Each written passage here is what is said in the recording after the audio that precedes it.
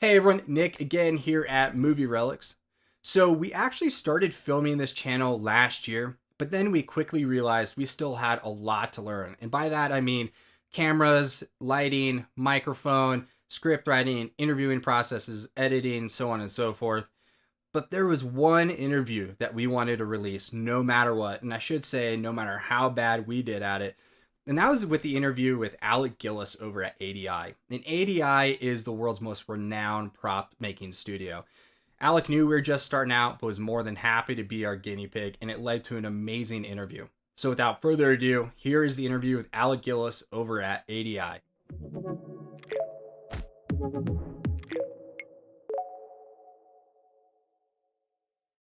really appreciate you taking the time to do this, especially on a Saturday. And I guess we'll just go ahead and start out with our first question because Halloween's right around the corner. How is your house set up for Halloween? Uh, I used to go more all out than now. When my kids were little, I used to bring like display stuff home. So I'd bring Predators and Aliens, and we had a big Starship Troopers bug out front, once, and I'd make my own stuff and all that. And I don't do that anymore because I got burnt out on it. I kind of got burnt out on makeup applications on myself as well. Yeah. Because I get very cranky when I'm doing that, right? And my kids be like, "Dad, we don't like you anymore," and like, shut up! I'm being creative. So if you look on my Instagram, you'll see some of I've just gotten so lazy with costumes. Like I do love Halloween. I love Halloween, and I love all the creativity that's on display. And I really like that it's gotten so. It's like the second biggest uh, biggest holiday in the country now, isn't it? Is And it? I know people from England who have moved from England to America because they love Halloween.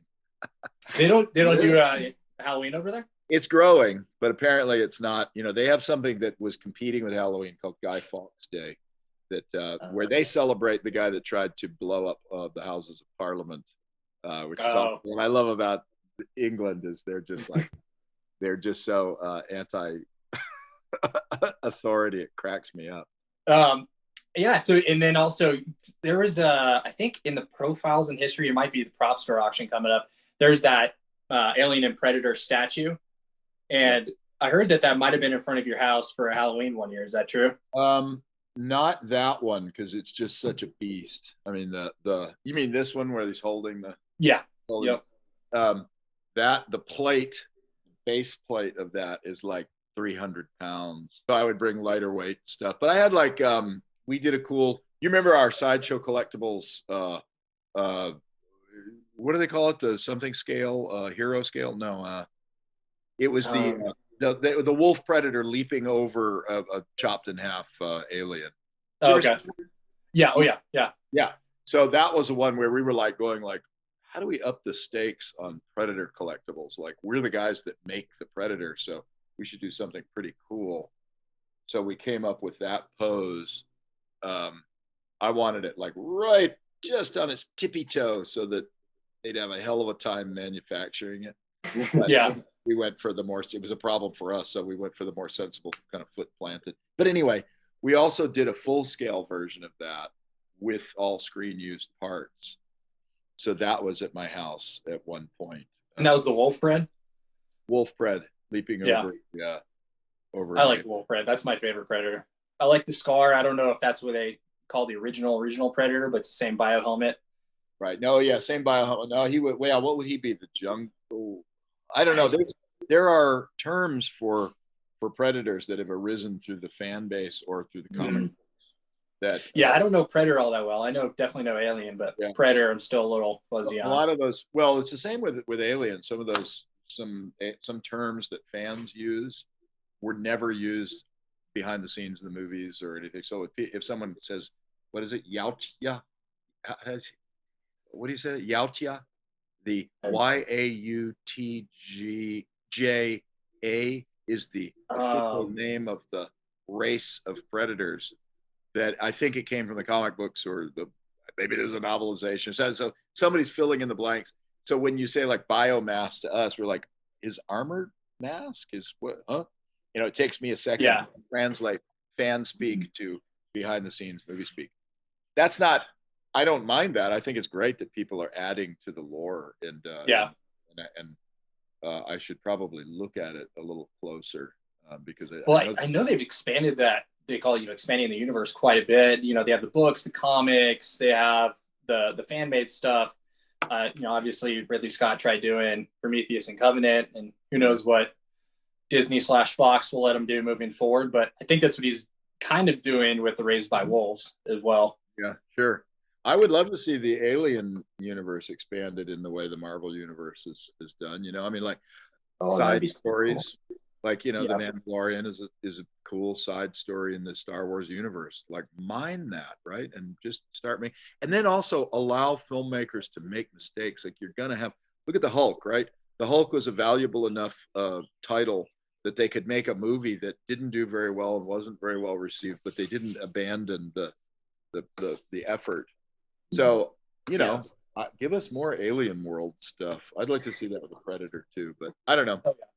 Those are economic decisions. And then there's also, we'll see with Disney now, but you also have groups of producers who are attached to these franchises from the very beginning.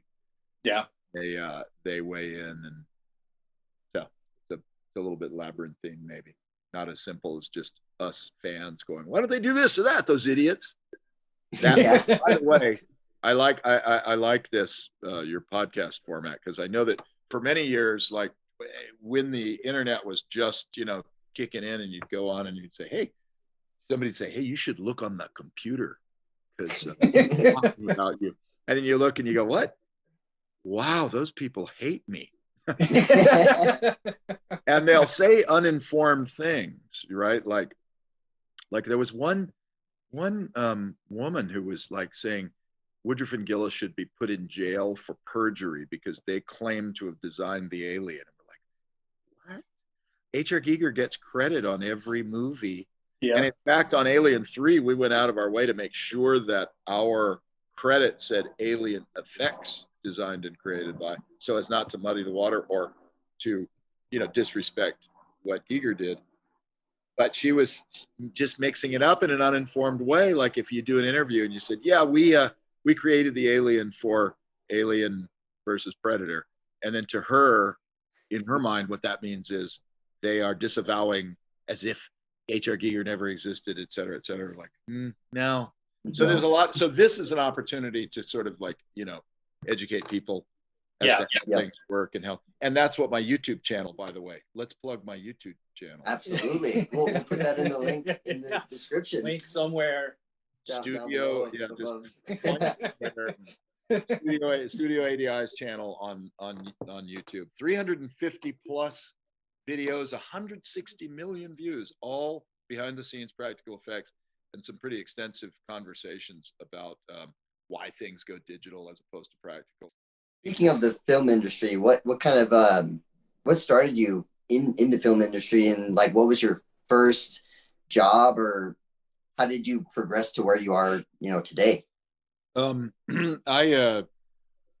father was very interested in effects. He was an insurance salesman in among other things that he did, and he sold insurance in New York City. He sold Dick Smith, the famous makeup artist who did The Godfather and The Exorcist, sold him a life insurance policy and walked into his workshop in Rockefeller Center back in the heyday of TV, which would have been sometime in the 50s. And my dad was blown away he always was blown away by the artistry of it. And so he knew some names. He knew some of vaguely how things were done. King Kong's only 18 inches tall, he would tell me. He would let me see some things that my mother would never approve of. Yeah. And in fact, one of the best things that happened to my career was my parents getting divorced, because my mom bought me, out of guilt, my mom bought me a Super 8 camera that had slow motion, regular motion, and stop motion settings on it. So I was making movies. And my dad also, out of guilt, would take me to see movies like, double and triple features of Fulci movies and stuff like that. So I got to see a whole bunch of stuff and on the base, on the Marine Corps base, where movies were like, you know, it was like a quarter or something to see a triple feature. And man, I loved my parents splitting up. But so I was working in my mom's garage making Super 8 movies and doing stop motion and makeup and stuff. Took over her garage with her consent. I had very supportive parents, which I'm, you know, better than. It wasn't really the divorce. It was that I had two very supportive parents.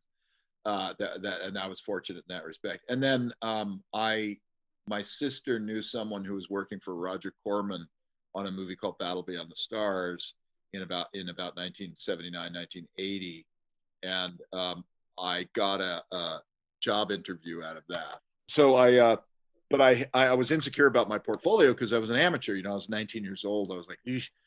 But I had met this guy who lived, you know, not far from me. I was in Santa Ana. He lived in Brea. And I was connected to him through mutual acquaintances because he had done this film, and it was an amazing movie. He made it, shot at 35 millimeters, like 5 years older than me. Fantastic work. He had built miniatures and done big paintings and all that. And I thought, maybe if I bring him along, I'll look better, right? Like, his portfolio. So that guy was James Cameron. I met him through an art teacher from my high school, whose husband taught oceanography, and they're like, "Hey, this guy's doing similar stuff to you." And I was like, "Oh my God, he's like, years ahead of me. He'd been at it longer and all that stuff." But Cameron told me, like within the last decade, he said, "Hey, you know why it took us so long to get hired? It took him like 6 months after our interview to hire us on the movie." He said, "Because I was obnoxious. Cameron was so obnoxious in the meeting and so full of himself." They're like, "Oh, we don't know if we should hire those two guys." So I did get lumped in with him, but not in the way that I expected. But once they hired us, they kind of, the solution kind of was to like give Cameron his own like photographic unit and all this stuff to maybe kind of keep him separate from other people. And so I was like his right hand guy, and that was a great experience. That and I had dropped out of college. You know, I got turned down. I applied to USC film school, got turned down, accepted to the art school, but I wasn't going to pay that kind of money just to go to art school. I thought, you know, I can do that myself. You know, I want to learn all that stuff. But so I was a little sour about USC. I still have the rejection letter, by the way. Is it all framed up? Framed up. I was asked a year ago. They showed Aliens,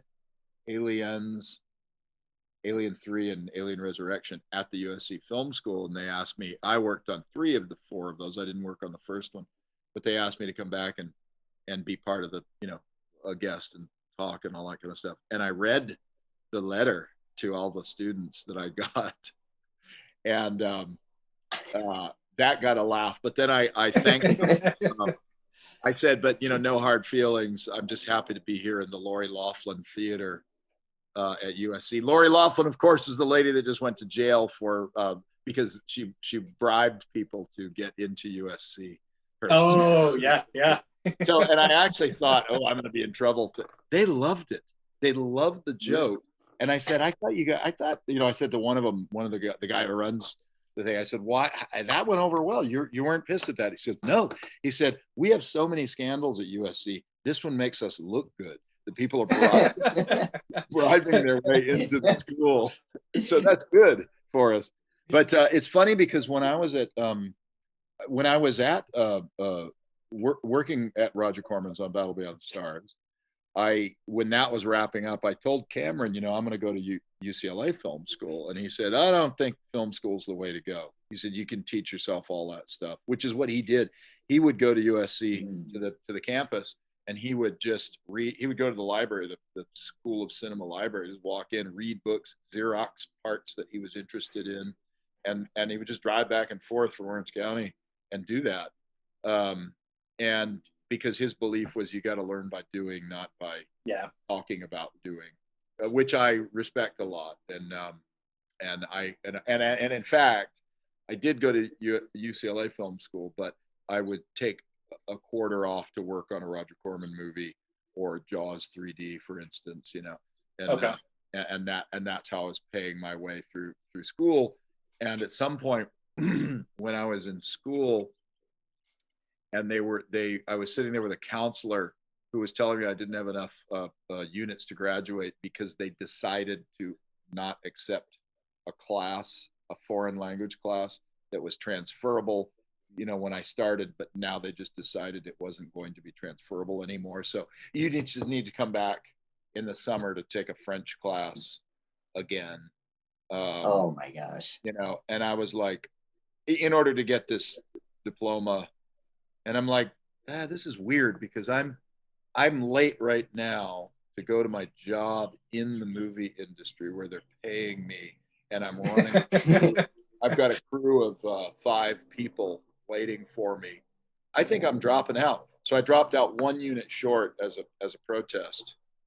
And guess what? UCLA has never asked me back to speak or anything. I don't even think they know that I exist or what I've done. I had a good time at UCLA, but that's sort of, so like I sort of feel like if your school is not replicating, if your film school isn't replicating a real world kind of experience, then well, unless you want to teach, or unless you, maybe it's different for editors, right? Like editors, they sit in front and they give you, that's probably too broad of a statement. I want to say film school sucks, but I do.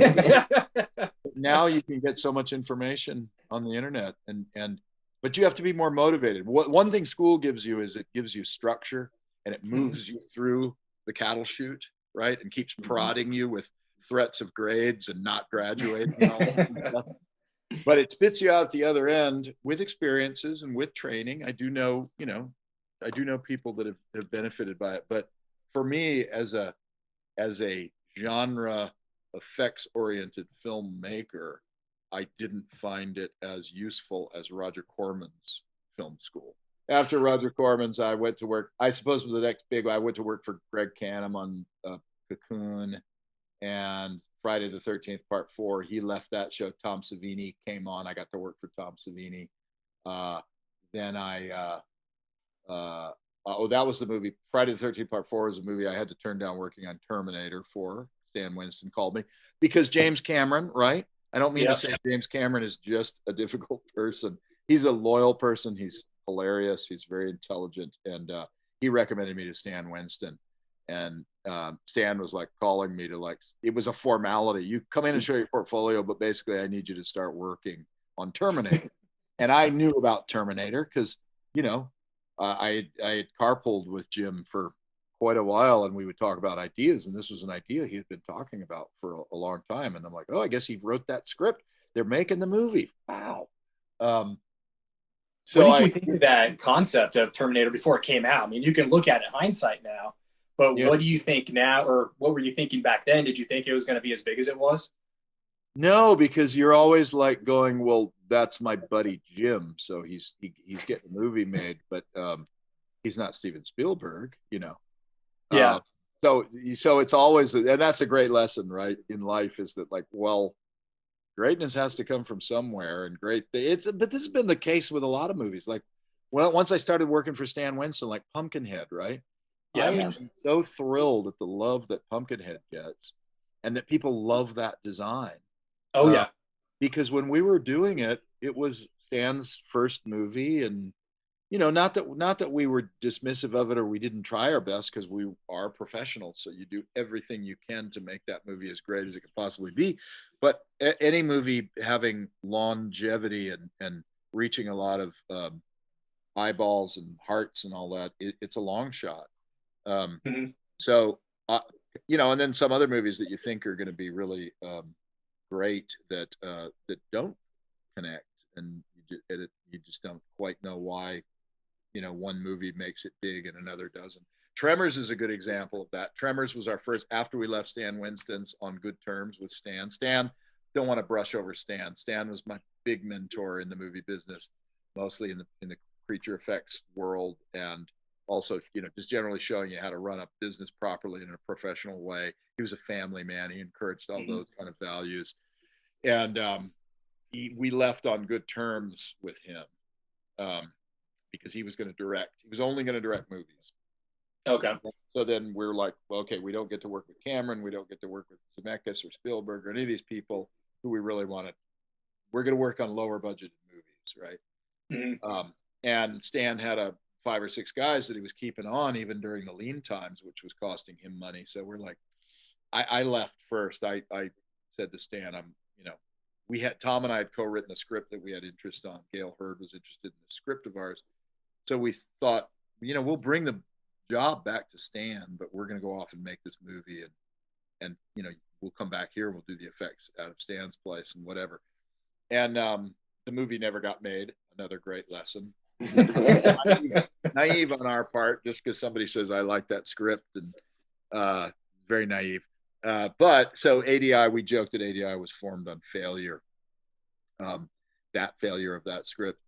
So we had to basically pay the bills, and my wife was pregnant, and we had bought houses and all that stuff. Tom had a kid, so we're like, shit, what do? We better form a company. A lot of pressure and anxiety. Yeah, there you go. We better step up. So we formed ADI in 1988, and Tremors came along, and we didn't have a studio to work out of. We didn't have any. We were covering up that fact to the filmmakers, who would say, we'd like to come by and see your workshop. We'd be like, well, where are you guys coming from? Oh, we're coming from Pasadena. Well, why don't we meet halfway? There's a Marie Callender's in Toluca Lake. Let's just meet there. So we would just do it until we got a check from them to rent a workspace. So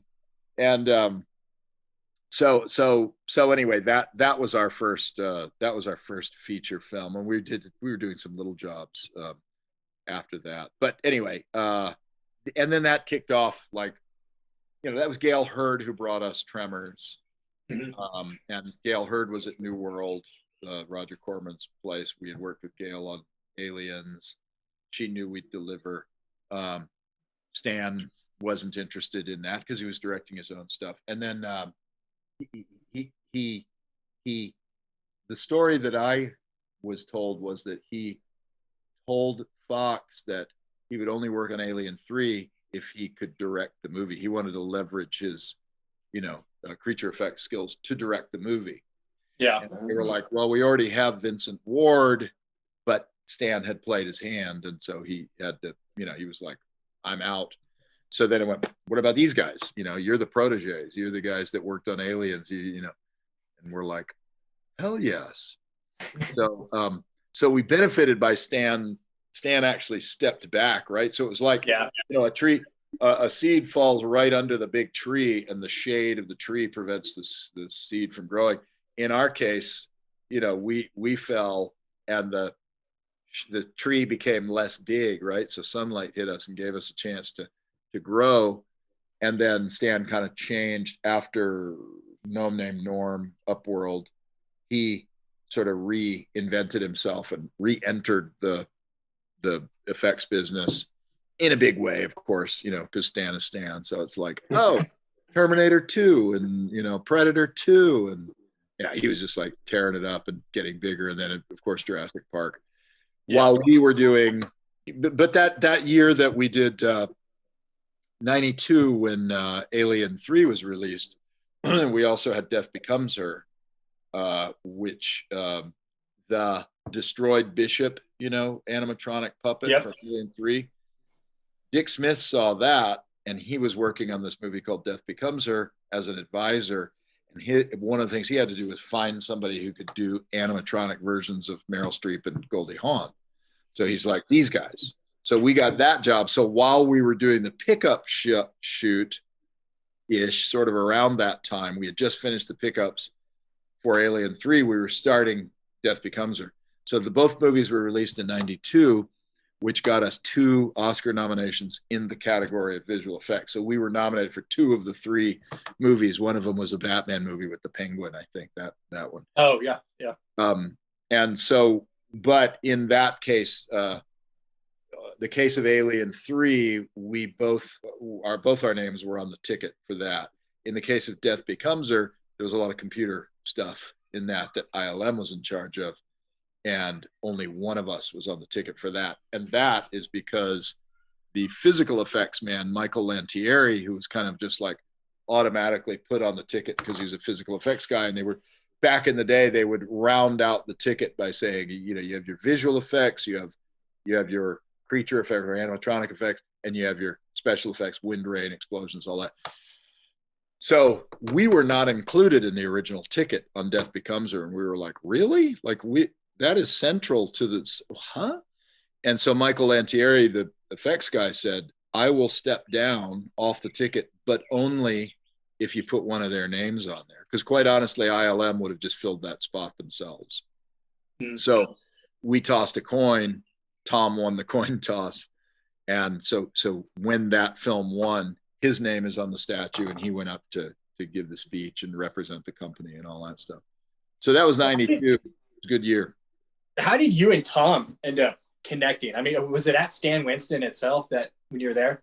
Yeah, he was. Tom and I always, you know, it was Stan's crew was great. John Rosengrant, Shane Mahan, and Richard Landon stayed with Stan after Tom and I left, and they became part of Stan Winston Studios through all of that. And then when Stan passed away, those guys formed Legacy and are still doing Legacy. Richard is not with Legacy anymore, but Shane and John are great guys. We had a great time with them, like, you know, on Aliens, you know, guys in our 20s going to London and, you know, living in a house together and having fun, making aliens, working ridiculous hours. Somehow with Tom, Stan saw that we got along very well. So he would tend to put us on things together. Like I did the bishop being torn in half effects, all that stuff. And Tom helped me with that. Okay. Tom did, you know, sculpted the head of the alien warriors, and or even back on Invaders from Mars, which we worked on. Tom was in charge of sculpting the Supreme Martian Intelligence. I helped him on that, you know. Yeah. So that's how that went, and so Stan identified something in us that clicked, and so it just kind of made sense when we were both out of work. Our intention wasn't to start an effects company when we left Stan's, but it was necessary, and it's our first love. You know, we love all the other aspects of movies as well, but it's our first love, so it made sense for us. And you know, it was a good partnership. You know, the company's still going at 32 years down the line. So yeah, it's nice to have that history, and it's good to. I think part of our longevity has been that there have been two of us, and that you can bounce things back and forth. And you know, if one of us is, you know, having a bad day, the other one's probably more. Or you automatically go into the chipper mode when you see your partner's distressed. You're like, "Hey, what's wrong, buddy?" You know, like, "No, it's all great." Having two people at the same time having a meltdown is a disaster. Yeah. So that's been good.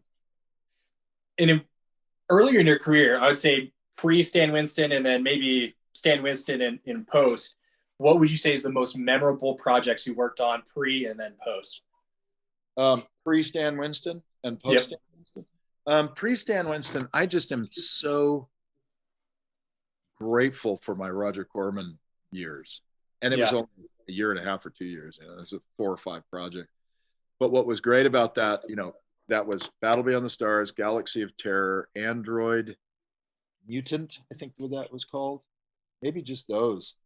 But what was great about it was that it showed me a model for filmmaking, which some people have called movie in a box, where basically you get one big building, and over in that side of the building is where the miniatures and the VFX are being done, and over there the sets are being built, and over here is the offices, and right here in the middle is where you shoot everything, and you're building the sets, and you're doing it economically and creatively, and you got a junkyard out in the back that you can go pick pieces out of to make a set, or you need something for a spaceship, you know, just very extremely resourceful. And that time, you know, again, the luminaries there would have been Cameron, Gail Hurd, Rob Bottin was around working on Humanoids of the Deep, although I only had one encounter with him at that time when he told me to get out and quit looking at his stuff in a room where they were setting up, pick up shoot for. But I spoke with him on the phone shortly after that to ask him some technical questions. He came to the phone, actually. I called Rob Bottin. I was working on Galaxy of Terror. I had to do these suction cuppy tentacles that would drink a guy's blood, and I wanted them to be transparent, translucent. And I'm like, what's translucent out there, right? So I wanted to pick his brain about materials. This was before silicones, and now you have an explosion of translucent materials. But back then it was like the holy grail. What's out there? Silicone caulking was translucent, right? But how do you work mold and all that? So I was experimenting with things, and I really shouldn't have been, because there was no time and no budget. But you just do it, and you don't charge anybody for it and all that kind of stuff, because it's for your own betterment. But I called him, his assistant, answered the phone. Hi, is Rob there? Yes, man. I say I was calling. This is Alec Gillis. Oh, yes, hang on. And I thought, oh, maybe she's heard my name, young up and coming, blah, blah. He answers his phone. Hello? And I said, hi, Rob, this is Alec Gillis. And he goes, oh, shit, she told me it was Alec Guinness. And I was like, sorry. No, unfortunately, it's not. Yeah. But he we laughed about that, and he spent some time on the phone with me, and basically I never got past I never got my translucent tentacles. But things like that, right? It was a spirit. Oh, and the Skotak brothers, Robert and Dennis, multi-Oscar winners who are masters of the tabletop miniature and the tricks of that trade. They were my mentors in miniature effects, and I still love miniature effects, and I want to use more of them and see them come back and have a big heyday again. But you used them in Alien vs. Predator, right? What's that? You used them in Alien vs. Predator, right? Yeah, well, I didn't get to build any of them. Those were all built in the Czech Republic, mostly by a British crew, but they did a phenomenal job. And yeah. Big miniatures too, and they look gorgeous. I just love miniature stuff. It just really, that's, I love creatures and characters and all that, but miniatures are a close second there. And then, of course, like working for Greg Canham, who's a great makeup artist, won a bunch of Oscars himself. I got to work for him. Tom Savini was a wonderful eye-opening experience, who was a guy who was low tech, who came out of Pittsburgh and had to solve all his problems without really knowing how to do things. And, he could call Dick Smith and all that. But so he came up with, he invented a lot of interesting kind of do-it-yourself sort of techniques that I've used a million times on the biggest movies.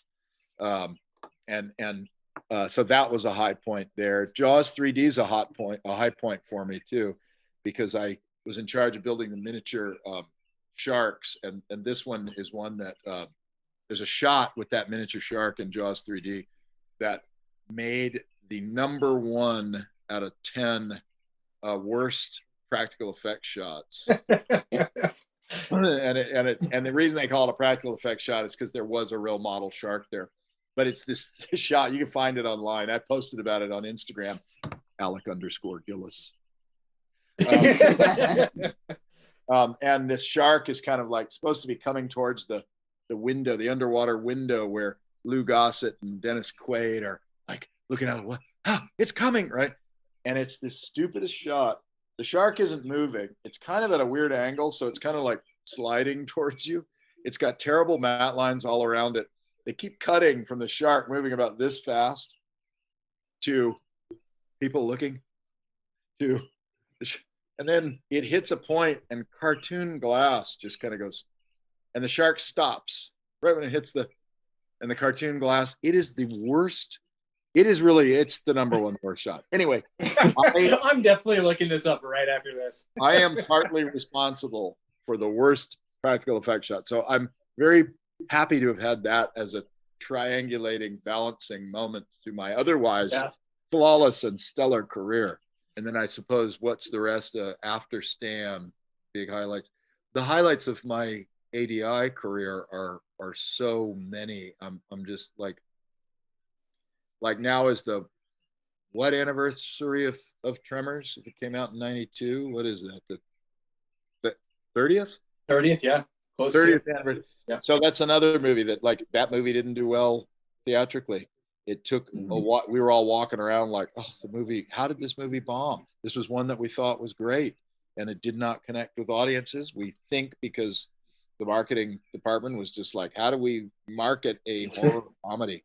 It can't be two things at the same time, can it? Yeah. Now that happens quite frequently, but Yep. they didn't I know. loved that growing up. Tremors. Yeah, is awesome. great movie. Yeah. It's a great movie. It's a movie that, like, when parents say to me, like, well, how old should my kid be when they can start seeing horror movies? I said, start with Tremors, because Tremors, is scary, but not that scary. It's creative. It's funny. A lot of broad daylight. And it's just a great movie. It's a great ensemble. And anyway, so that, but then now I'm just going to be listing my entire resume because, great. The Santa Claus movies, totally different types of work, with Tim Allen as Santa in a makeup and talking reindeer and toy soldiers, very different from the Alien movies. Alien 3 is beloved. I can't, people, whenever I post a shot of the dog alien, the final alien from Alien 3, there's inevitably comments saying my favorite of the Alien series or my second favorite behind the original. Anything that falls anywhere near Giger's original work to me is thrilling. And I know the Alien is not our design. And Giger had a lot of input in the design of the Alien from Alien 3, but so did we, and we executed within his vision.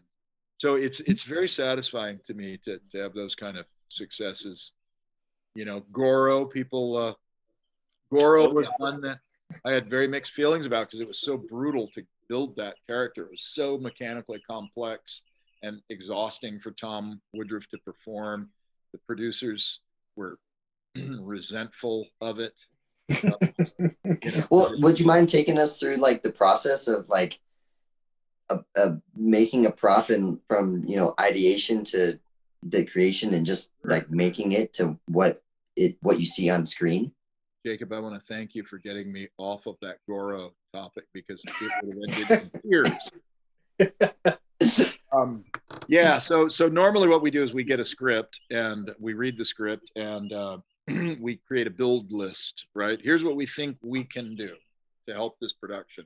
And that would include makeup, or if there's props or gore or animatronic characters or what have you.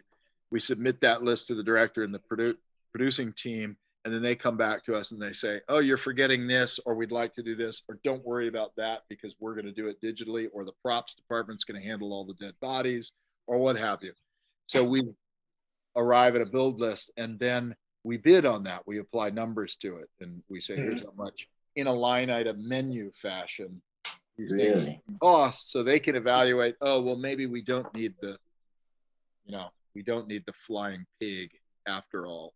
Because it's going to cost $100,000, so they'll take things off the list or whatever. And then they come back and they say, too much, as they always do, because when producers create budgets, oftentimes, not all the time, but sometimes they just throw a number down for our area of creatures and makeup and all that. And they don't necessarily know anything about it, but they go, that should cover it, right?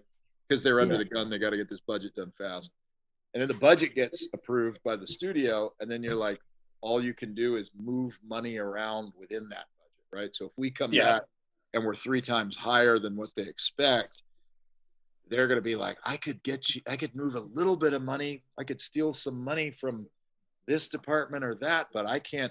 So how can you help us? So then we go like, well, what are we building? This is like a car. If you think of it as a custom car, are we building a Volkswagen or a Ferrari or a Mercedes or a Ferrari, or what are we doing, right? Yeah.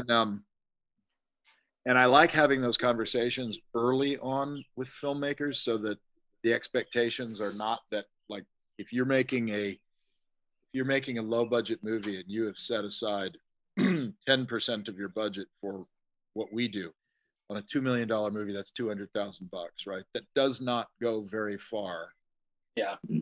It'll go farther in a different country, you know. It'll go farther in a different state than California, where the tax incentives are. But if you want ADI, we're located in Los Angeles, and this is what we do. And You want the best of the best. Well, I mean, and to go back to Goro, didn't Goro cost $1 million or something like that? Where did you hear that? I read it online a couple times that it was $1 million telemetry suit.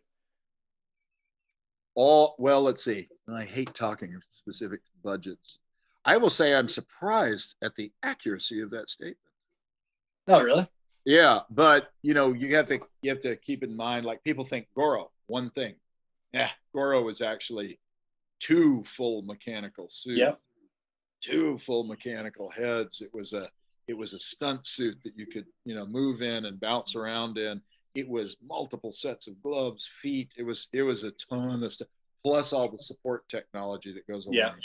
you didn't build a Ferrari, you built a rocket ship with that one. Yeah. Oh my Yeah. God. Ugh. And I can tell you not to talk too much. Man, we almost lost money on it, which means came away with a bitchin' character, but we're like, you know, turning our pockets inside out, you know, because it was so expensive to do this, so much overtime. We built it in about 3.5 months, and it was a huge crew. Yeah, and it was so much. That was a stress inducer, right?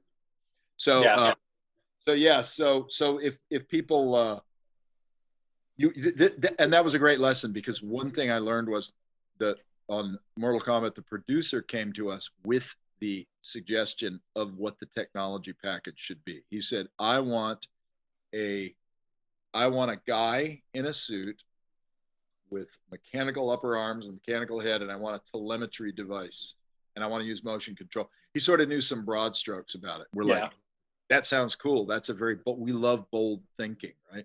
So that's not like, you know, just stick little arms on a tall guy and I don't know, whatever, however you would approach that. So we liked that, and it was a challenge, and it was nice, and it all was all good.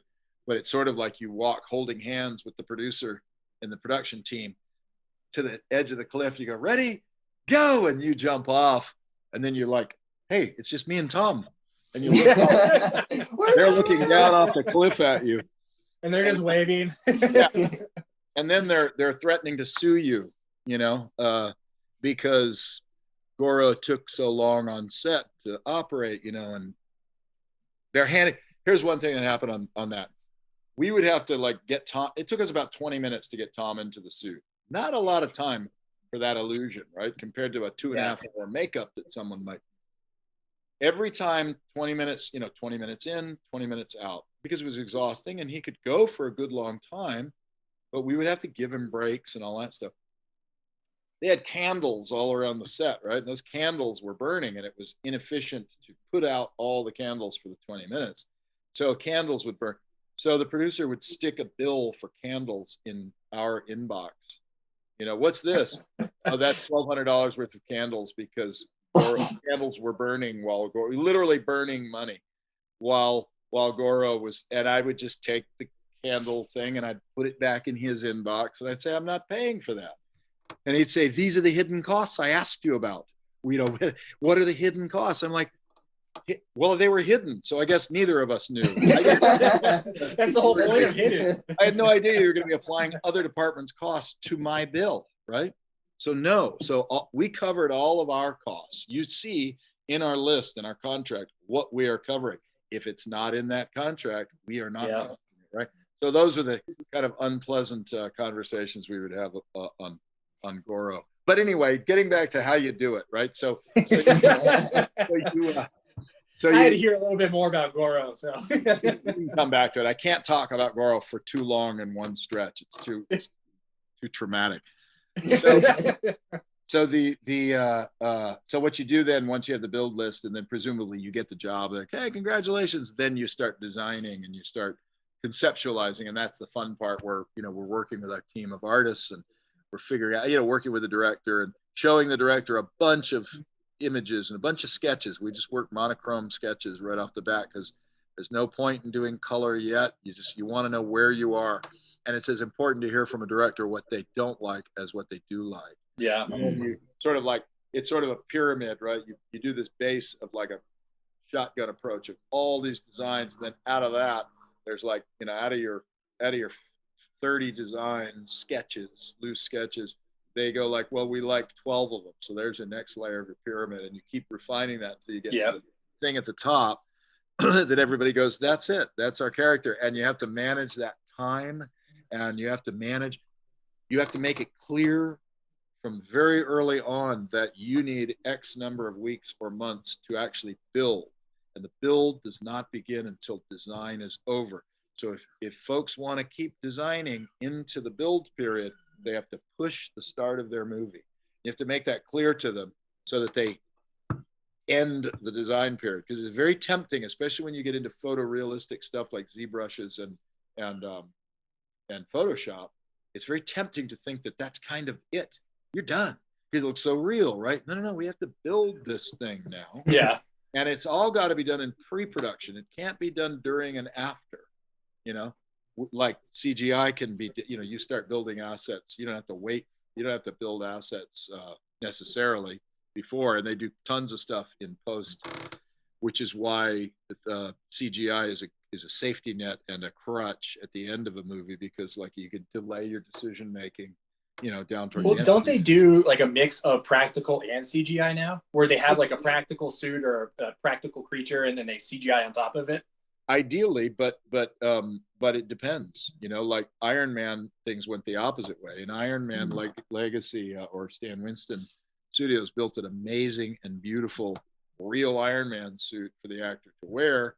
And then after the experience of that, they went with a totally digital suit, other than like parts, a helmet that somebody might carry, but the suits become digital. The, you know, Superman movies, and so a lot of times they're just like actors wearing gray or green suits with tracking markers, and the superhero suit is put on in digital at humongous cost. And to me, I'm always looking at these things going, oh, they're beautiful, but they're too perfect. They don't wrinkle enough. They don't web under the arm at all. And like it just looks synthetic to me. And that's okay in a Marvel movie. It's okay for a super high tech look. But like the suit we did for the first Spider-Man, for Sam Raimi's Spider-Man, that's all practical. I mean, they did do a digital version of him by scanning the guy, but fundamentally it is practical. So yes, I'm a fan of those approaches where you are using practical effects and embellishing. So it's a marriage rather than one dominating the other. But in horror, it tends to be more heavy in the practical effects. So I think a lot of, for two reasons. One is that a lot of horror directors tend to be younger people because the movies are less expensive. So they're giving a younger director a break. And those young people tend to love practical effects. It's an irony here, is that you would think that young people would just, because of video games, they're just all into their digital. I don't see that. They remember things that they saw in the 80s and 90s. Yep. They love all that stuff. And if you look at practical work from the 80s and 90s, it, you know, not always. There's bad work, bad rubber work, of course, but it looks like it's really there. It looks pretty damn good, right? But if you look at the earliest digital work from the same time period, it doesn't look good at all. Yeah, because it's been an evolving process, you know, for digital. And of course, there's strengths. I'm not an anti-digital person, but I do, to your point, I'm a big believer in the mix. And I like to see a mix within the frame. The classic use of CGI and practical is to ping pong back and forth on a shot by shot basis, like Jurassic Park is the great example of that. And in our case, it's probably Starship Troopers is probably the great example for us. But where you like hordes of alien insects come over and they start attacking, and then they pick up a guy and thrash him around, and that's a real piece there, you know. Or the foot of the dinosaur, or the, you know, head coming down and the eye dilating, and interactive things, and are the practicals. And then you cut to the wide shots and it's a digital. But I like to see things where you're applying. Del Toro does, you know, digital enhancements of you know, adds bioluminescence to the guy from Shape of Water, or digital blinks, you know, on something that's, you know, he finishes the effect in the practical effect in digital. I love that stuff. But that always gets into this debate, you know, like back in the day when digital was first exploding, and it was more expensive then because it was exotic and the machinery was terribly, SGI equipment was terribly expensive. You had a very aggressive campaign on the part of a lot of digital effects houses to take all the work, take it away from the practical people, and you know, we're going to do it all, because they had their overhead to pay, and you know, they could charge a lot more money. Their technique is still high-end CGI, is still considerably more expensive than high-end practical work, but there was a kind of haughtiness about the digital idea, you know, like, oh, well, you're not going to make it out of rubber, are you? It's going to be a puppet, is it? Oh, all right, let's put some money in the budget for replacement of ADI's work, okay? You know, all that kind of like, Jesus Christ, you know. So it's a myth then that CGI, because usually they say they want CGI for budget reasons. So that's actually a myth then. Okay. Correct. We did some pricing back on the last Santa Claus movie, where with a visual effects producer, just to cost things out, how much would it cost to have Tim Allen riding a totally digital reindeer versus an animatronic one? And the cost, even with puppeteer costs and flights of puppeteers from Los Angeles to Vancouver in their hotel, it was still 5 to 6 times cheaper to do it animatronic. Wow. Because we could get, they said, as long as you can get 2 shots a day with your creed, you are cheaper. And we're like, we're getting 5 and 6 shots a day, right? So it became 5, 6 times cheaper. That was a while ago. That was, you know, LA top end animatronics versus, you know, LA top end digital.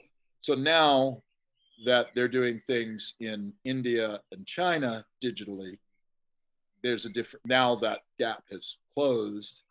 But I asked an exec this at Universal, who was very straightforward. And I said, why are studios not using practical as much anymore? And he said, in his case, he had done the Del Toro movies. He said, I only trust 2 directors, Del Toro and Favreau, to decide what they want in pre-production and stick with that decision. And usually what happens is by the time the movie gets edited together and before all of the digital work is done, they start doing test screenings with test audio. Yeah. And they start getting reactions back. And so at that point, directors will start saying like, oh gosh, I don't know if the design of the creature is right. Maybe it needs to be more comical. And then they're like, well, we shot plates, so let's just replace that. And then at the last minute, you're spending a ton of money to replace it and put digital work up in there that none of the digital guys are happy with. Those folks are like, you didn't give us enough time to do this right, so it's not going to look great, and we don't want to hear about it, you know, how shitty digital is because we weren't given the time to do it. But they do it because they're pros and all that stuff. And but this producer, what he said was, I don't want to pay for it twice. So I'd rather pay for it once in post-production. Pay for it once, pay more, but only pay for it once, because paying, you know, overtime and all that shit. Now, the thing that he leaves out of that equation is the responsibility of the studios. And that is that studios now give much less pre-production time for movies than they used to. They used to give us, you know, 6-9 months to prep a movie, and now they give you 3 months. So, wow. So there's less that you can do practically, or you're going into a movie without proper planning, right? You haven't, the script is not honed. You know, you don't have your shit together as much. And so of course, all those problems are going to be revealed at the test screenings and in post, and then they fix it with digital. So they're trying to save money in pre-production by shortening the pre-production. Because they take money out of their line of credit and they start paying on that money immediately. So if they can chop that pre-production in half, they save money on the money, but then they spend more of it. It's probably a false economy, but that's how it works. Pushing the envelope is risky, which is why now that our budgets have dwindled, and they've dwindled, partly because of the explosion of CGI, because there's an alternative technique that can be used.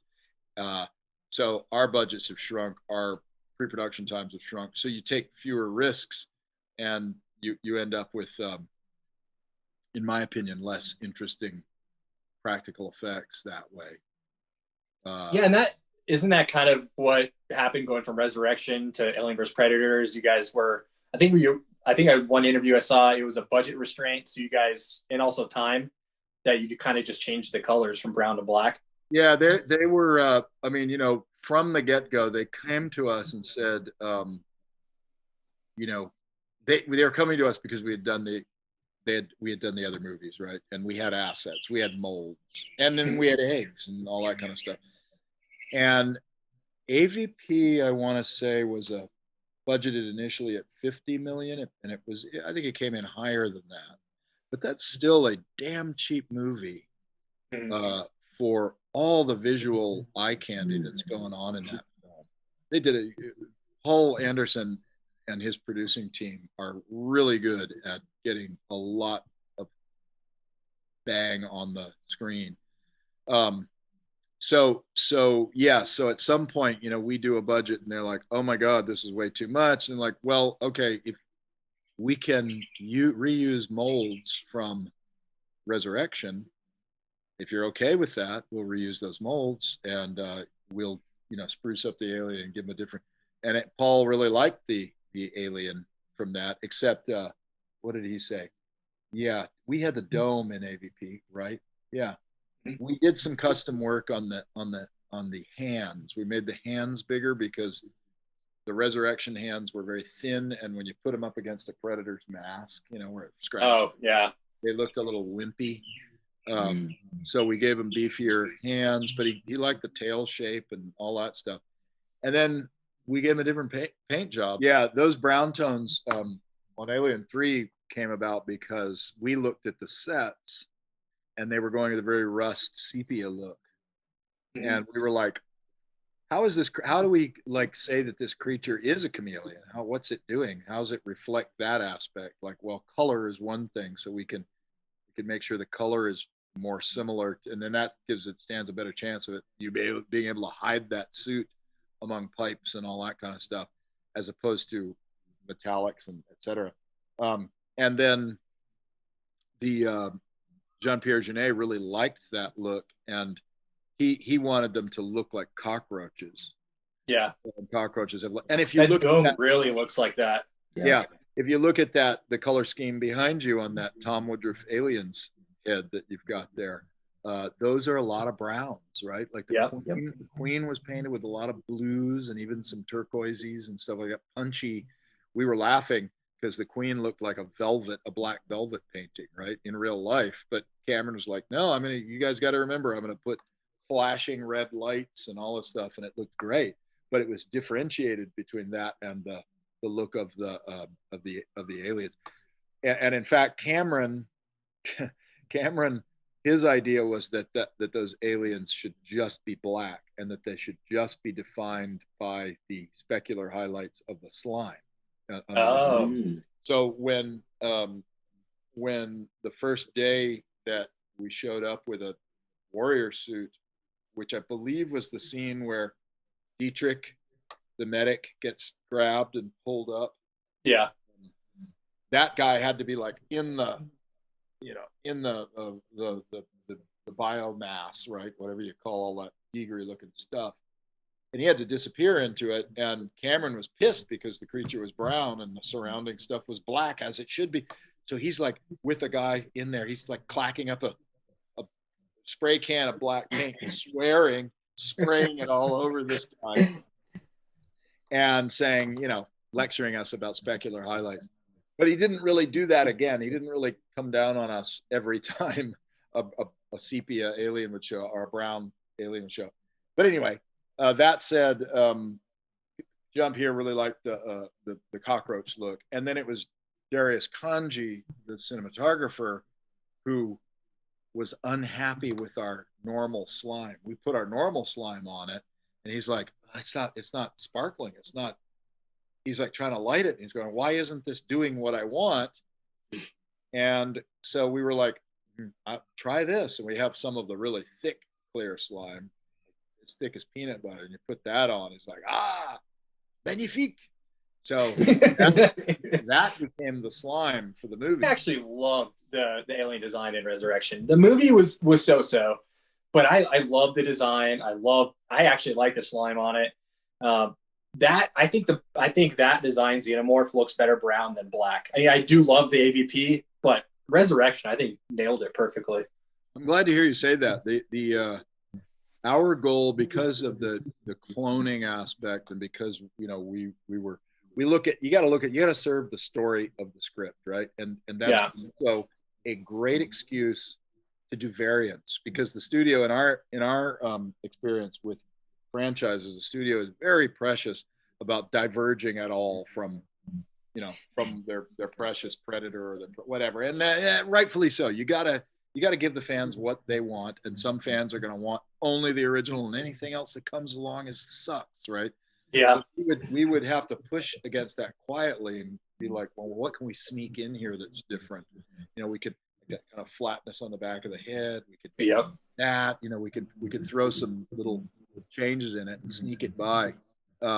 Which is why I'm impressed with what Ridley Scott has done, because he's Ridley Scott. He can outmuscle the studio, but he's really taken them into vastly different territories. Yeah, and that was the point. It's a xenomorph. You do have the ability. Does it take on characteristics of its host? Well, it did in Alien 3, right? It did. That wasn't initially in the first drafts of the script, but that came out of our conversation with Fincher. It was like, if it's coming from a four-legged thing, and Fincher's like, I want this thing to run on all fours. I don't want it to look like a man, he really pushed for the rod puppet approach, because CGI was in its infancy. He was aware of, obviously of CGI, but didn't have faith that it would look good. So we have always been a little bit like, we don't really get to, in the way that Cameron designed the Queen. That's what we've always wanted to do, is like, okay, what's the next Queen, Yeah. And then the newborn, which to me was, when you read the script, was our opportunity to do something as divergent as the Queen. That had its own kind of complexities of and politics of design that weren't entirely, hey, listen, I have always had some unease about that character. I was gonna say, I'm sure you've heard this before, but that, in a good way, it's the ugliest thing I've ever seen. Yeah. Well, that's what, and that was the marching order. We were designing things that were beautiful and, what I would consider geegery, right? Like beautiful. And Jean-Pierre, his reaction would be, but these look like they're from a sci-fi movie. We're going, isn't this a sci-fi movie? And he's like, well, no, I want this to be more like a horror character.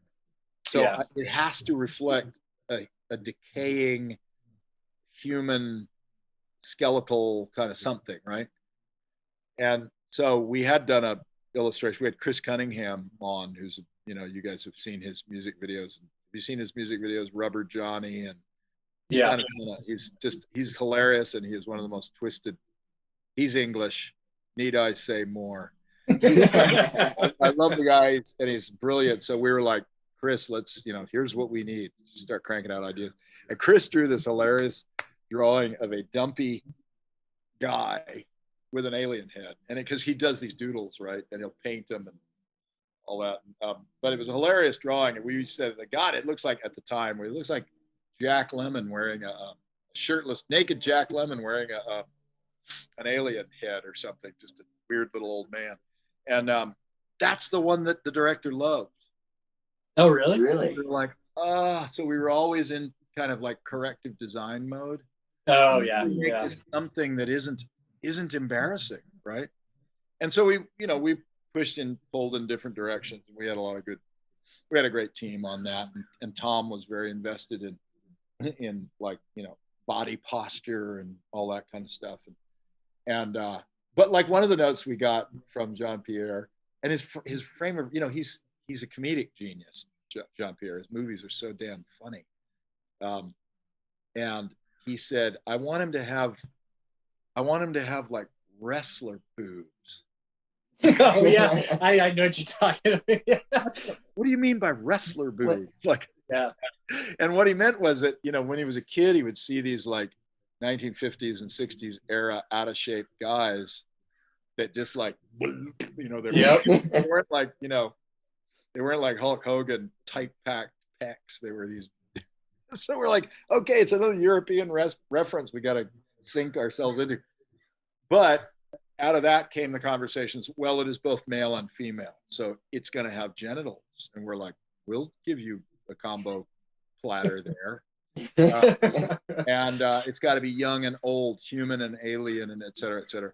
And then the studio was saying, we also want it to look like Sigourney because it's got her DNA. And we're like, oh man. And the director's like, well, that's an interesting idea. What's wrong with that?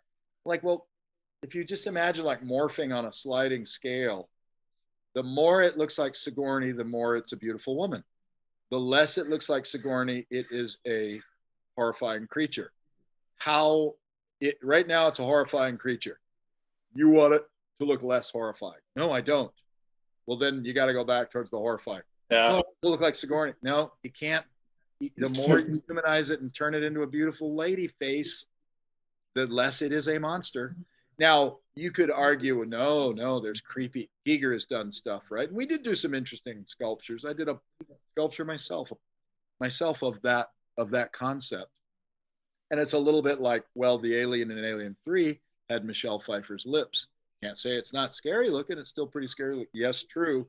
But if you want the audience to go, that's Sigourney Weaver, then you're crossing that boundary. Yeah. So we showed him a bunch of stuff and we did it, and then ultimately the studio backed off and said, oh, okay.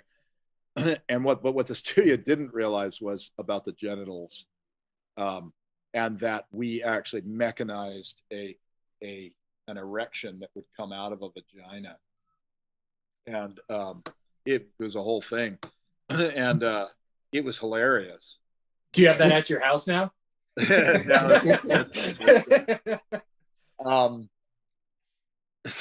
a bad joke in there, but I don't know your audience, so I'm not going to say it. But it's all your relatives anyway, your audience, right? You could just call them. No, I'm kidding. Anyway, so the studio saw it and they were like, no frickin' way. You're not putting that in this movie. And then later, Jean-Pierre told us, he said, it was a bit much for me, and I am French. So it was removed. I think they actually did a digital removal of it when Winona Ryder is standing there and the creature's right behind her. And it just happens to be at the height of its package. And I think they did some digital, like, you know, got rid of it. Really? Oh, yeah. That was bad. But anyway, but for me, the saving grace of the newborn is it's so out of left field and it's so weird that it compels you to deal with it, right? Like you have you can. And we decided, all right, then we are going to make it as sympathetic as we possibly can. The challenge here is going to be make something very freakish, but it's going to be so sympathetic that you're going to go, "Aw," you know, at some point. And that's where the brilliance of Dave Pennicus, my animatronics designer, you know, where he'll put those points of movements in and we'll get that thing emoting way beyond what, you know, it has a right to, and, you know, put the eyes on sliders. We were always like, didn't like the eyes, you know, because that's you know, it's going to have eyes. All right, we'll make them black. We don't want them to have human eyes in there. And we'll put them on sliders. So sometimes they push out and they become visible and they give a little bit of this kind of move, right? Just anything to fascinate you and to, you know, make it performable in such a way that you feel sorry for the thing at some point. Yeah. And, you know, I think that works. I think it works on that level.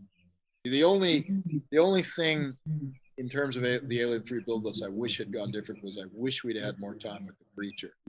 So the creature was Fincher and H.R. Giger were working together long distance, and Fincher would bring us, you know, faxes of what Giger was sending us, but we weren't ready to start. Wait, what's a fax? No, I'm just kidding.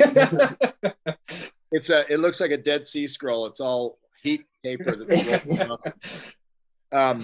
So we were like, well, we'll build all the other stuff. You know we need to build a, dead bodies. We need to build an egg. We've got to do a face hugger that hasn't really changed. So we would work on all that stuff. Animatronic, Lance Henriksen, stuff like that.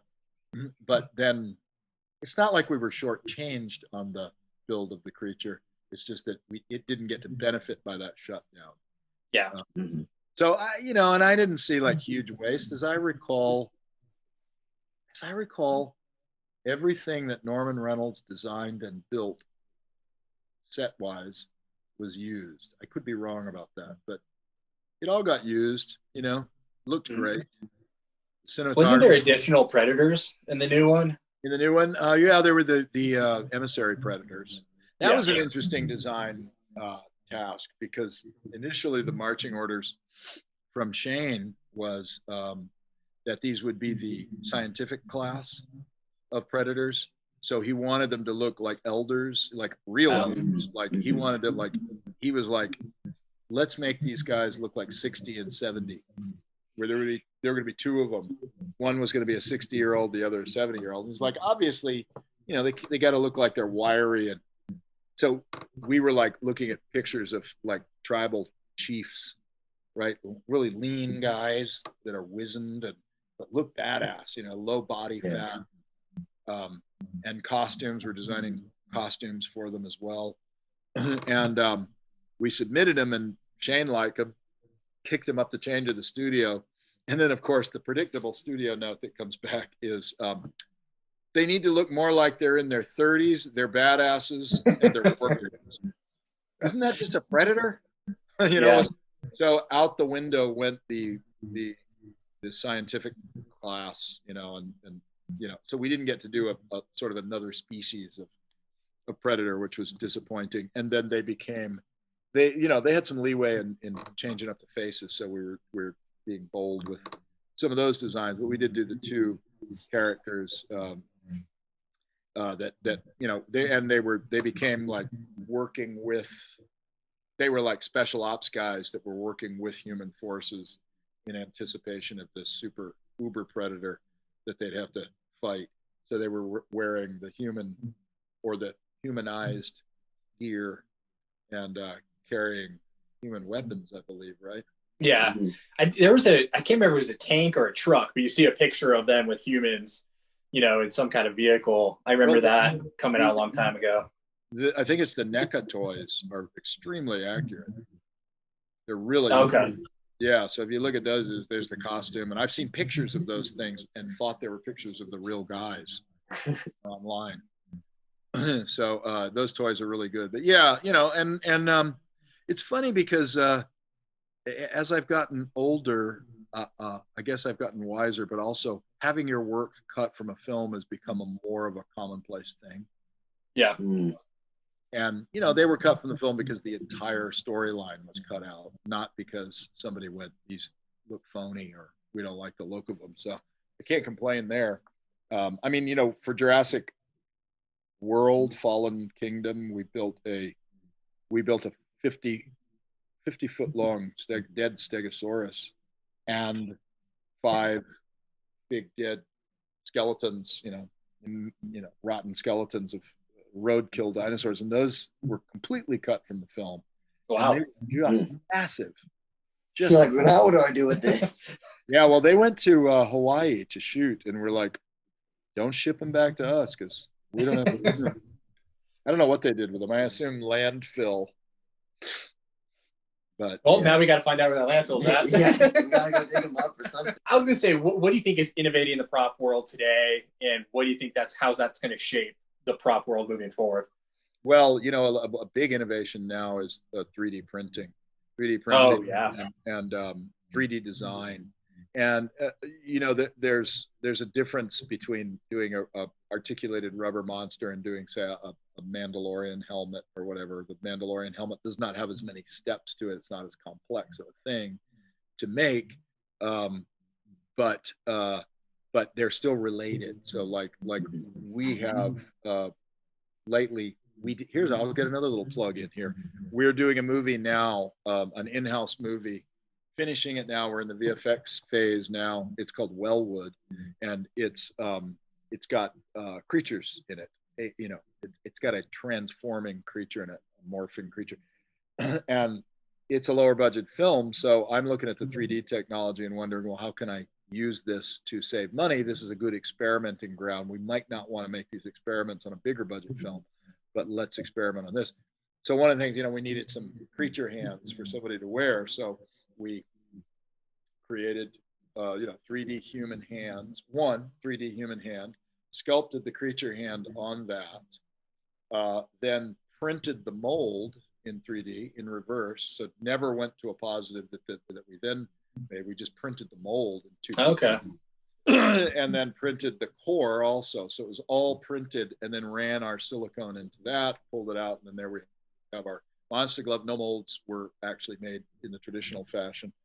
So that worked out pretty well, but I see a lot of refinement that's needed there, because things don't quite fit exactly as you expect. But it worked. And then also for the head of one of the creatures, we 3D printed that and used the print as the actual head.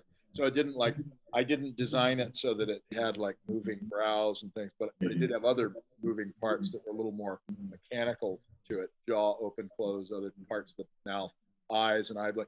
And then it had a snarl that needed to be rubber. So we just made this as the rubber part. With a lot of printed parts and less molding. And that definitely saved us money. And it looks freaking cool. Yeah. Oh yeah. Very lightweight too.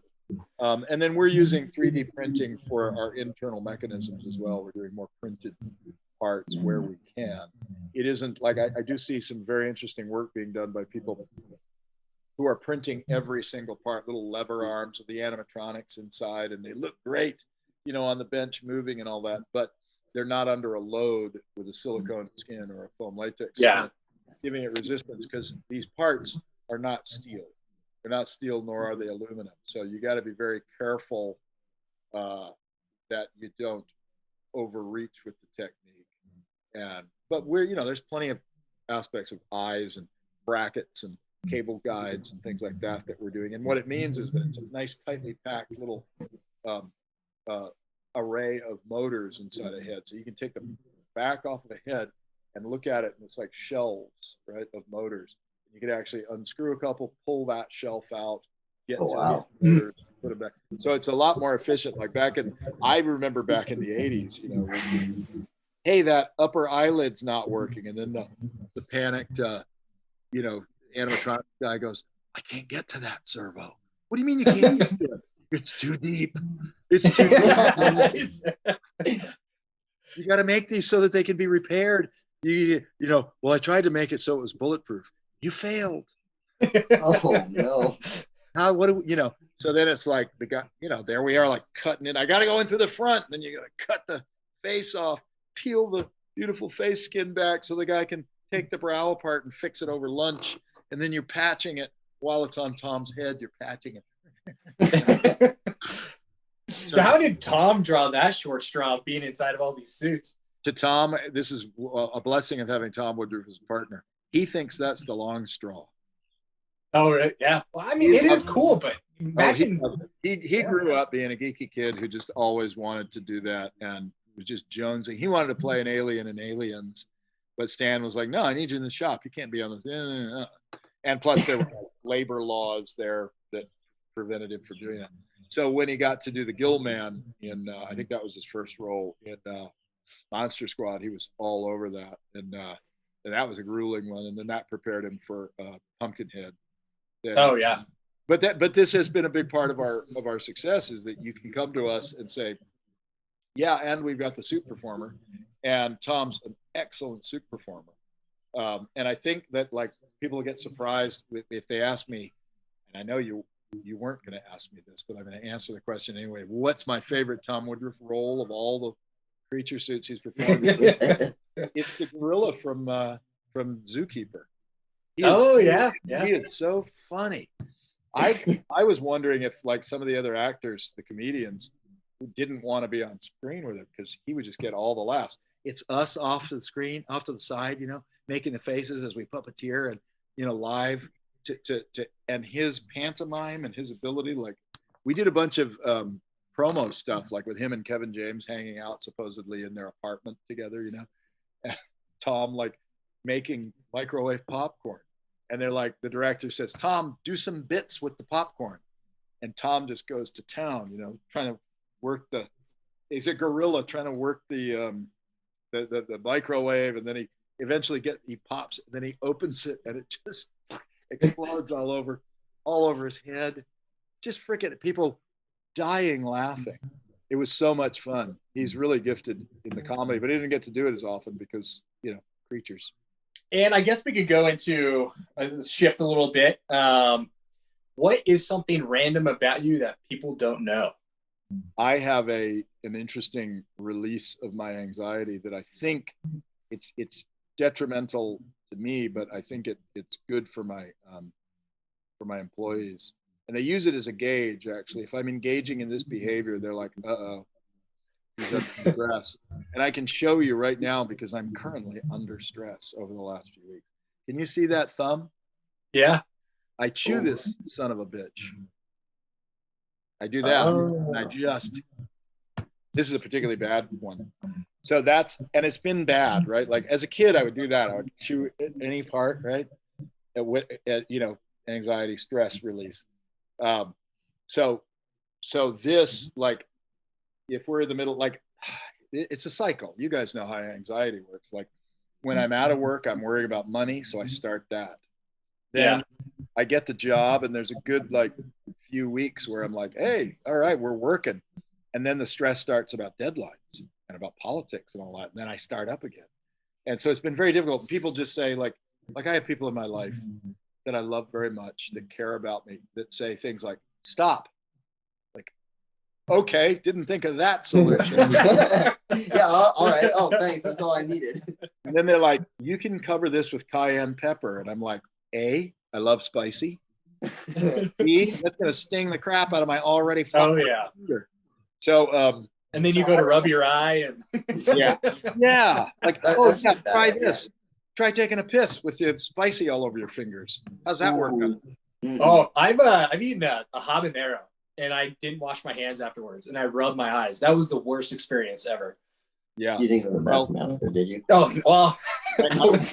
I was doing the crushed red pepper with my fingers, putting it on pizza or something, and then drinking beer, and you get absent-minded, and then you're like, I got to go pee.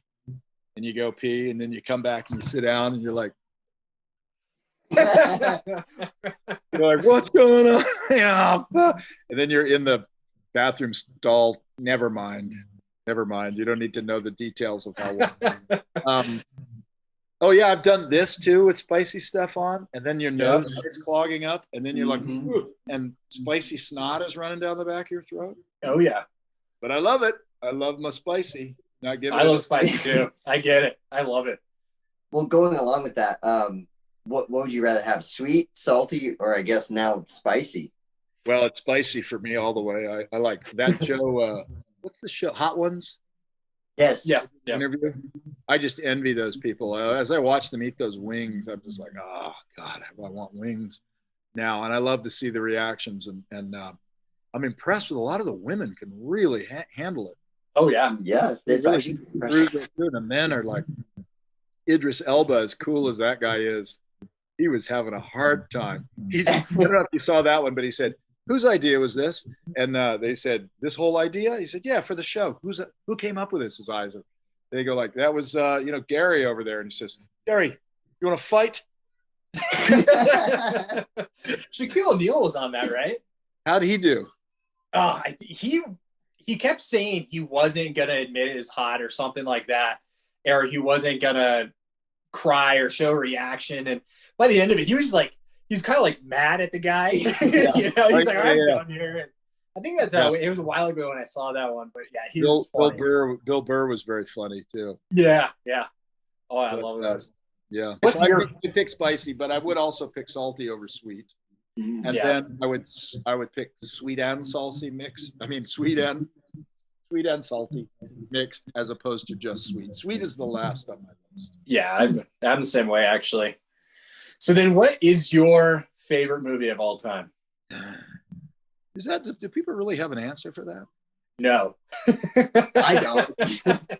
I don't know. It goes in categories, and I don't know. I don't know. I mean, I think of movies that have impacted me greatly, and the one that I always come up with is the original Planet of the Apes. That one impacted me so much, and it was, you know, I saw it when it was released theatrically, and my mom would drop me and my brother off at the movies, and we would just hide under the seats and just watch showing after showing after showing of it.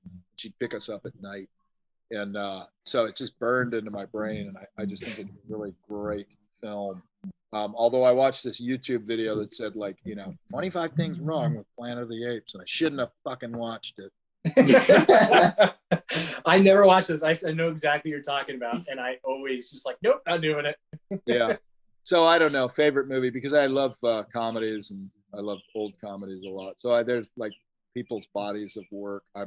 I'm very interested in people's bodies of work. You know, last night and this morning, I was watching all these Madeline Kahn moments of her performances from like Young Frankenstein. You know, not the hair, don't touch the hair, and what a genius she was. And so that's kind of how I spend my time, and how I think about movies, I guess, is maybe not. Yeah. I honestly feel a little disconnected from. This just gets back to how everybody feels, that you may be part of a group, but you don't feel wholeheartedly part of that group. Like, I'm not a collector. I don't collect things. And I in fact, you know, we built the ADI display room as a sales tool, but it wasn't until I started giving, like, you know, we did the Kickstarter where I did my film Harbinger Down via Kickstarter, and I had to give away something like 88 group tours of ADI, and seeing people's reactions to it was really kind of where I kind of fell in love with the idea of collecting, and I started appreciating collectors because of like, to me, I think of them as the effect on the film, and then this is the residual thing that's left over. Yeah. Yeah, it's just the thing that takes up space almost. When people stand there and stare at it and get teary-eyed, you know, that's very moving. And then when they walk up to you and they've got tattoos of creatures that you've done, that's very moving also.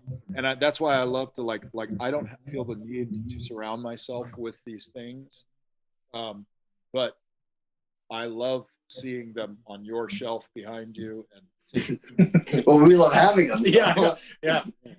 Yeah, which is great, because you guys will take care of them. You know, studios have not historically taken care of them. They're getting hip to it now. But you know, I think I told that story on Alien 3 when we were done with Alien 3 in London. They said, we're going to do pickup shots in LA, so, you know, be prepared. It's going to be in a month or so, whatever. No schedule. Okay, so we crated stuff up to ship it back to LA. Some of it came to us, but the bigger stuff, a couple of crates, went to Fox. And we didn't really hear anything about it. But we're having meetings about, you know, the reshoots and the lead mold and all that. And like, okay, well, the suits are in storage here on the lot. Okay, all right. We get a call out of the blue from a forklift driver who's on stage, whatever, right now. You can hear his forklift running in the background. He's saying, is this amalgamated dynamics? I got a crate here, Alien 3. Do you guys want it? Oh, yes. And I'm thinking, oh, yes, please have it delivered. Have the contents delivered. This guy was saying, I'm about to throw it away because we need to make room for the sets. We're storing the sets for The Price is Right. And I'm like, what? So I had to drive my little, you know, whatever I had, a Honda. I had to drive there, and we had to we got the mold of the alien, you know, the alien. We got some stuff. We got the heads. We got what we needed, but there was still stuff in there that we were like, okay, I guess it gets thrown away. And they threw it away. And we got through the shoot and recreated some things. But that's the way, in my mind, those are the imprinted experiences I have with the way studios, and it's disorganization and bureaucracy. It's not, you know. So when a collector comes by and they treat it like it's you know, the Holy Grail, I definitely appreciate that. Oh yeah, that's definitely us. I mean, for me, the holy grail, is the 1986 Alien's Head that's right up here. That was, I would say, that's one of the movies that got me into desiring collecting, I should say. That was when you said earlier how young should someone be to start watching horror movies. I remember being in kindergarten and watching that and watching the aliens, and that's kind of got me started. And is that who did your mother blame for showing you this? Oh, it was my dad. Was it by your far. mother? Oh, your dad. Oh yeah, yeah. Oh yeah. Like. Oh yeah, because I remember walking downstairs and looking over his shoulder and him watching Aliens, and I'm like, "Oh, can I watch that?" And at first he's like, "No, go upstairs." And then I kind of kept watching it, and he's like, "All right, screw it, just sit down." He's like, at least I can control it a little bit. But from there, I remember then going with my dad to Toys R Us to buy all the Alien toys, and we'd go from one to the other because there's pre-Amazon days and internet days where, all right, I need the Queen, and we'd have to drive to a different Toys R Us or KB Toys, and it's so the collecting kind of started with that, and then later on in life, and I was like, oh, I can buy this stuff. And then when I started collecting, I actually remember calling you guys, ADI. I'm like, hey, do you guys sell this stuff? And I don't know who answered the phone, but they're like, no, we don't sell it. And I was trying to figure out how to buy this stuff, and it took a little while. It took a while for us to get comfortable selling it too, because we have in our contracts, we have that we will store the stuff for what's called a sequel period, which can be anywhere from 2.5 years to 5 years. And then after that, it falls into that gray area of like, well, we now have possession of it and it's rotting. And, so it was, if it was from an active franchise, we weren't letting it go, Yeah. And then we also had to, sorry, I'm being distracted by an amazingly cute puppy right now. It's all good. But we, I think it was when Stan Winston passed and a bunch of that stuff was sold off. And that's when, sorry, look at this. Oh, yeah. Oh, look at those ears. Oh my gosh. How like old? How old is this puppy? 10 weeks. Oh. Wow. He needs a blowhole right in his big forehead. Yeah, he's embarrassed. Oh, no, look. That would distract me too. Look at those hip bones. What were we talking about? Yeah, what were we talking about? Yeah, so, but I'm seriously, I'm happy when people such as yourself fork over the dough, because I know that that's your money that you're forking over to keep it nice, to keep it in the world for a long time. I think that's great. And then if you want to pick up on the last couple here we have, are these the fast fire ones? Yeah, so these are kind of like our fast fire. We're gonna ask them really quickly. You're just gonna give us whatever comes to the top of your mind. And are you ready? I'm ready, but let me put my glasses on because I really want to look in the eyes of my tormentors. Okay. Hopefully you don't have any PTSD from like Goro like you do with us, but I could bring Goro into the picture. You mentioned him again. Yeah, you got to tell people what you bought. I think that's cool that you've got that, by the way. Okay, question. What's the question? All right, first question. What is the most pointless talent that you have? Most pointless talent. See this gap? Yep. I can spit pool water like I'm MFer. What would you choose to be paid with if money wasn't an option? I love burritos. Burritos. That's a good choice. Okay, what is the prop that you would wish to be reunited with if you could? Lately, lately it's been Tommy's creation, Tommy's mask from Friday the 13th Part 4, where he's playing the video game, and it has a blowhole. Did I mention it? Back to the blowhole. Face mask. And I think maybe Tom Savini has it, but it's funny because that thing has gotten a lot of love lately, and people ask where it is. Where's the mold? I wish I had the mold, but yeah, maybe that one. Yep. What would you like to be remembered about? Or remembered for? I forget. Yeah, that was a shitty joke. Shitty jokes. There you go. There you go. I walked right into it.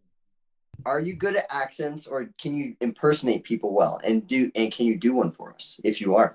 Well, everybody does Arnold, don't they? Yeah. Everybody says get to the chopper. Hey, that's pretty good, actually. Thank you. There's you guys know an actor named Matt Berry? He's currently on What We Do in the Shadows. Yeah. He plays Laszlo, who's always talking to his lady love. Tell me, my lady love. Oh, fuck, motherfucker. What else? Accents. Oh, well, accents. Yeah, I'm always doing fucking stupid accents. But they're good until someone from Scotland or somebody like an Australian guy. I'm like, I've seen enough Mad Max movies. I'm like, are you coming from the Bullet Farm? Have you been to the Bullet Farm? Oh, I've been to the Bullet Farm. And he's like, yeah. What I really love is when you go to another country and everybody starts doing an American accent. Those are hilarious. I love it. Oh my gosh, they have the best ones, right? Yeah, I find it endearing. For some reason, they hate it when I do an impression of them. And then finally, what is the weirdest question that you've been asked? And it might even be one of ours, honestly. Weirdest question I've been asked about the work, huh? Let's see. I guess I had a little kid ask, little kids, they just don't know anything. How did you make the alien make those sounds? Right? Like, yeah. And I'm like in this convoluted explanation of how that's a different department. That's the sound department. Well, actually sound design. And then the kid's like drifting off and I realize I'm too far into the weeds. And, yeah, but good question, but just, misdirected to me. I think, outside of our questions, is there anything else that you wanted to kind of was the top of mind? You got any projects coming up, things that ADI that they're going to be doing that no one knows about? I would say the no one knows about part that we have to keep under wraps, but things are starting to pick up here. Now we're getting more scripts and opportunities to bid on them, but I don't know when they're going to go into production. That's the dicey part, and hence the shoot up thumb. And the only other thing I would say now is that we've got 2 movies in release currently on Shudder. Mm-hmm. Oh, yeah. One is called The Mortuary Collection, and it's an anthology film directed by Ryan Spindell, and it's really a lot of fun. It's like an old school Robert Zemeckis style horror comedy, stylized to the max, and not a big budget film, but we've got a lot of a lot of our stuff is in that. And then there's also another one called The Cleansing Hour, directed by Damien Levesque, which is a very different kind of horror film, but also self-reflexive because it involves a fake priest who does exorcisms on the internet, and then, as you can imagine, things actually start to happen. So we've got a bunch of like gory effects in that one, which were a blast to do. So I would promote both those films proudly. Awesome. Well, thank you very much for your time. We really appreciate it, especially on a Saturday. You're going to have to cut this down a bit because I gabbed. Oh, yeah. Oh no, that's okay. We loved every second of it. Good. All right. So invite me back when the other shelves are built. Oh yeah. Jacob, Definitely. get on that. Definitely. And am I wrong, or are the shelves a little bit wonky? You need to watch him closer while he's working. Talk to this guy about that. You're going to watch I think him. it's the way you set up our camera. You're going to watch him. Oh, you got to check out how I abuse Heinze on the Instagram. Oh yeah, we're going You to. won't like it at all.